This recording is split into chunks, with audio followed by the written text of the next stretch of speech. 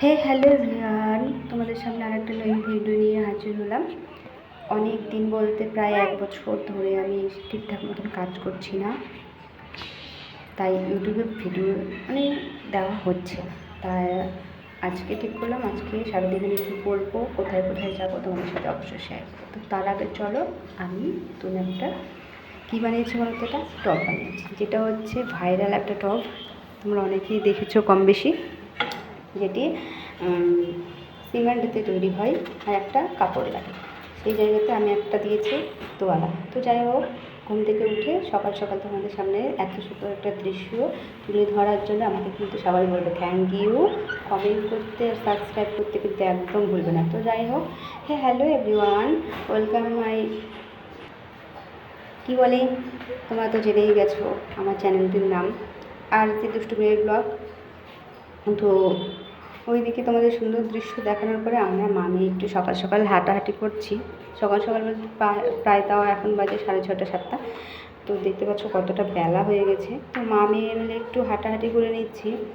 সারা রাত শুয়ে শুয়ে না অতটা এমনি সিজারের বাচ্চা যাদের হয়েছে তারা তো অনেকে কম বেশি জানেন, কোমর হাত পা খুব ব্যথা করে।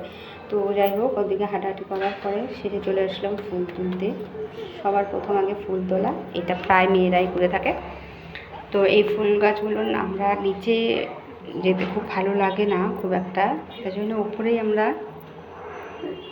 ফুল গাছকে লাগিয়েছি। তোমাদের এর পরের ভিডিওতে নেক্সট একটা ব্লগে এক কথায় তোমাদেরকে সব শেয়ার করবো আমি কত রকমের ফুলের গাছ লাগিয়েছি। আর আগে একটা কথা বলে দিই, আমরা 4তলার উপরে থাকি জন্য নিচে যেতে প্রবলেম হয়, আমার বিশেষ করে সকালবেলা উঠে ওই নিচে যাওয়া আবার নিচ থেকে উপরে আসা একদম একটা ধকল টাইপের একটা হয়ে যায়। তো যাই হোক, তো ফুল টুল সেরে তুলে নিয়ে এসে এবার ঘরের কাজকর্ম করতে ব্যস্ত। এবার একটু কাজকর্ম করতে ব্যস্ত কারণ তাড়াহুড়ো করছে এই কারণেই, আমার হাজব্যান্ড আজকে ডিউটির ছুটি আছে। তো বলেছে চলো আজকে কোথাও থেকে ঘুরে আসি। কোথাও বলতে আমাদের একটা ঠিকানা, যেটা হচ্ছে ইস্কন মন্দির। ইস্কন মন্দিরে যাবো, তাই একটু তাড়াহুড়ো করছে। তাড়াহুড়ো বলতে আমার হাজব্যান্ডকে বললাম সকালে আজকে কী খাবে, রাতের ভাত তো অনেক আছে। তো বলছে এখন কিছু খাবো না, একদম আমি দুপুরে খাবো। তো আমি ভাবছি তাহলে আমরা কিছু সকালে একটু বানিয়ে খাই বলতে দেখতে পেলে খাওয়া দাওয়ার পরে কিন্তু মাজা মোছা করার পর আবার স্কিনের একটু যত্ন নিতে বসে গেছি।